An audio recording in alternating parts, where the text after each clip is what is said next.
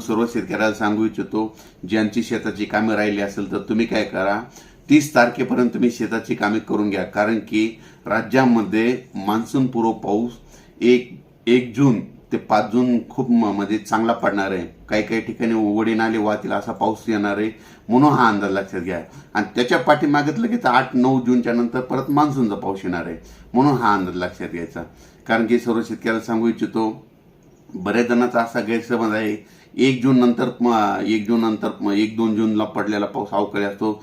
खरं जर पाहिलं तर शास्त्रशुद्ध अभ्यास केल्याच्या नंतर आतापर्यंत की 1 जून खरं तर पावसाळ्यामध्ये 1 जून नंतर पडलेला पाऊस हा मान्सूनचाच गृहीत धरावा लागतो.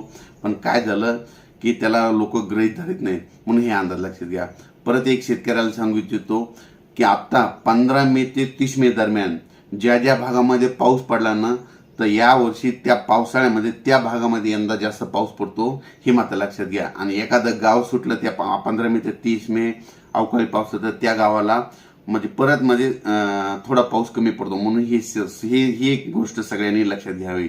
आणि ज्या भागामध्ये 15 मे ते 30 मे दरम्यान चांगला पाऊस पडला, त्या भागामध्ये जूनच्या म्हणजे यावर्षी पावसाळा खूप चांगला पाऊस पडतो, हे सगळ्यांनी लक्षात घ्यावं. म्हणजे ह्या गोष्टी कोणी सांगत नाही.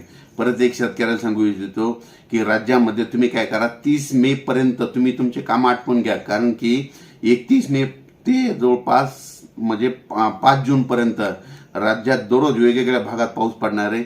सांगायचं झालं तर सगळ्यात जास्त यावर्षी म्हणजे कोकणपट्टी, पश्चिम महाराष्ट्र, दक्षिण महाराष्ट्र, मध्य महाराष्ट्राची पेरणी जरा लवकर होणार आहे, म्हणून हे अंदाज लक्षात घ्यायचा.